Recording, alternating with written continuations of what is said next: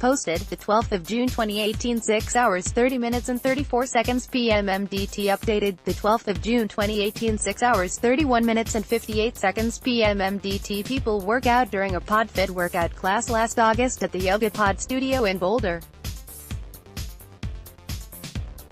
The company is in some kind of dispute with its Longmont franchise. Jeremy Papasso, staff photographer, whether a business is open or closed is generally not a topic up for disagreement. Either it's open or it's not, plain and simple. But in the case of Longmont's YogaPod franchise location, that essential issue is very much in dispute. The owners of the Longmont location at 1350 Ken Pratt Boulevard say the studio is open. The doors were indeed open Tuesday and staff was on site, and the Boulder-based franchisor, YogaPod Inc., says it's closed. YogaPod of Longmont is temporarily closed to address business issues between the franchisee and YogaPod Inc., YogaPod CEO Alex Jarbo said in an email. Studio members expressed surprise Tuesday afternoon when they received an email sent from info@yogapod.com and signed co-founders and the entire YogaPod Inc. team, informing them that the Longmont location had been closed. Cody Younghine, co-owner of the not-quite-year-old Longmont studio, balked at the idea. "We're definitely still open," she said while sitting behind the desk in the lobby where YogaPod signage had been removed and phones rang steadily. The voicemail message that greeted callers informed them that, contrary to the email from YogaPod, the studio had not been shuttered.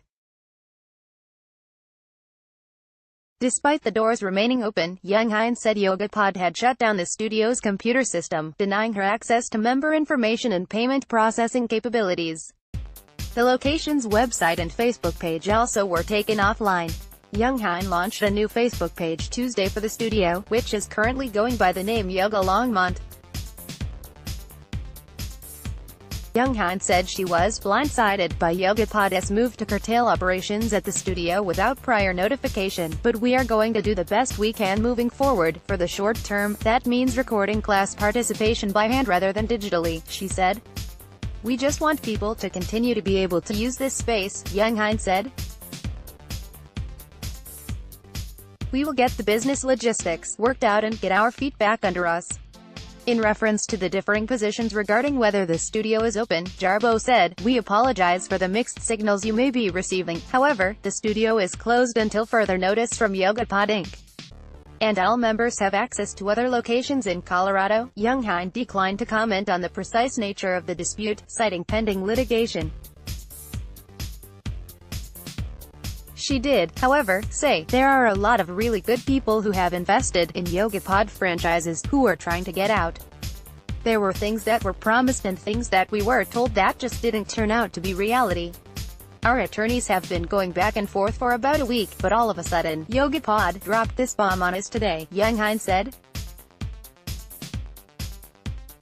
"I think they're trying to make an example out of us." Boulder-based YogaPod has franchises throughout the Denver metro area, and in Florida, Texas and Nevada, according to its website. Jarbo too declined to comment on any potential legal action or the events that led to the schism between the franchisee and the franchisor. In a somewhat vague passage in the email to studio members, YogaPod executives wrote that if the company's mission or a safe environment is ever endangered or compromised, we must act to maintain the integrity in which all of YogaPod is built upon. When asked about this passage, Younghine said she did not know what it was referencing. "I really think it's a malicious move from them," she said. Lucas Hi, 303-684-5310, L Hi at times-call.com, twitter.com/Lucas.